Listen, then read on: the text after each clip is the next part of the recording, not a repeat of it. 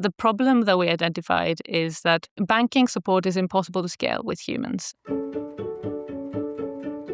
Today, if you try to make a payment and it gets declined, you will contact your support and say, I can't make a payment.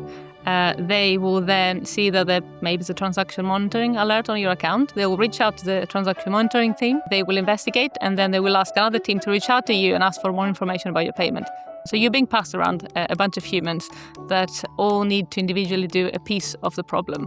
But ideally, what you would do is talk to an AI agent that can handle the full life cycle. So our relationship with OpenAI is more than just a customer-provider relationship. It's a true partnership. We're able to get feedback, provide feedback, and get help when we need it, which has really unblocked the speed of innovation on our side.